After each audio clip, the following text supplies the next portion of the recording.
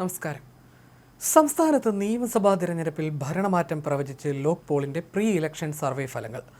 ആകെയുള്ള 140 സീറ്റുകളിൽ 81 മുതൽ 86 സീറ്റുകൾ വരെ നേടി UDF വ്യക്തമായ ഭൂരിപക്ഷത്തോടെ അധികാരത്തിൽ വരുമെന്നാണ് പ്രവചനം.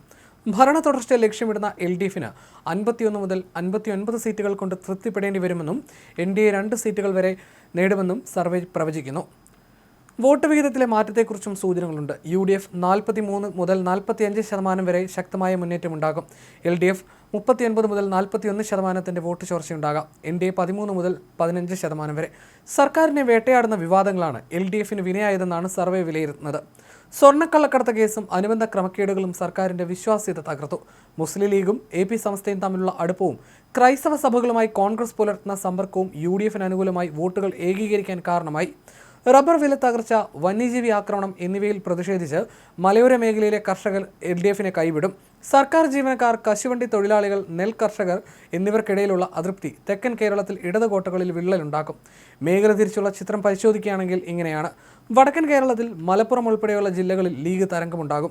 എങ്കിലും കണ്ണൂർ, പാലക്കാട് ജില്ലകളിൽ LDF കരുത്ത് കാട്ടും. മധ്യ കേരളത്തിലെ സാഹചര്യം: തൃശ്ശൂരും എറണാകുളത്തും ക്രൈസ്തവ വോട്ടുകൾ UDFന് കരുത്താകും. കേരള കോൺഗ്രസ് M വിഭാഗത്തിലെ ഭിന്നത LDFന് തിരിച്ചടിയാകും. തെക്കൻ കേരളത്തിൽ ഇടത് വോട്ടുകൾ BJP പിടിക്കുന്നത് തിരുവനന്തപുരം പോലുള്ള ജില്ലകളിൽ UDFന് ഗുണകരമാകും. പത്തനംതിട്ടയിൽ UDF തൂത്തുവാരാൻ സാധ്യതയുണ്ടെന്നും സർവേ പറയുന്നു. അതേസമയം അടുത്തിടെ, അതായത് ജനുവരിയിലും വന്ന NDTV സർവേയിലും നിയമസഭാ തെരഞ്ഞെടുപ്പിൽ സംസ്ഥാനത്ത് UDFന് അനുകൂല സാഹചര്യമെന്നാണ് സൂചനകൾ പുറത്തു വന്നത്. മുഖ്യമന്ത്രി സ്ഥാനത്തേക്ക് ജനപിന്തുണ പിണറായി വിജയനേക്കാൾ VD സതീശനാണെന്നും NDTVയുടെ സർവേ പ്രവചിച്ചിരുന്നു. സംസ്ഥാനത്ത് ശക്തമായ ഭരണവിരുദ്ധ വികാരമുണ്ടെന്നായിരുന്നു ആ സർവേ റിപ്പോർട്ടിലും പറഞ്ഞിരുന്നത്. മുഖ്യമന്ത്രി ആരാവണമെന്ന ചോദ്യത്തിന് ജനങ്ങൾക്കിടയിൽ ഏറ്റവും കൂടുതൽ പിന്തുണ പ്രതിപക്ഷ നേതാവ് VD സതീശനായിരുന്നു. 22.4% പേർ സതീശനെ പിന്തുണച്ചപ്പോൾ നിലവിലെ മുഖ്യമന്ത്രി പിണറായി വിജയന് 18% പേരുടെ പിന്തുണയാണ് ലഭിച്ചത്. KK ശൈലജയായിരുന്നു മൂന്നാമത്.